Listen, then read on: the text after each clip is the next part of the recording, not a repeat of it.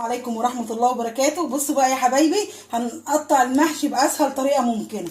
هنعمل ايه؟ طريقة جميلة جدا بإذن الله. شهر رمضان بقى الكريم، والوقت ايه يبقى ضيق عليكي كده وعايزة تعملي محشي بسرعة، فنعمله بطريقة سهلة جدا جدا. زي ما بيقولوا كده ضاع عمرك وانت بتقطعي الورق بطريقة، يعني مش هنقول غلط، بطريقة صعبة.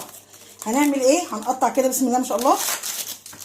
بصوا الجمال والحلويات. هنجيب ايه بقى؟ صينيه كده ونرص فيها مع بعض. هنجيب صينيه ونرص، احنا هنقطعه كله الاول وبعد كده نرص بهذا الشكل. بصوا يا حبايب قلبي، بصوا المحشي الله اكبر عليه.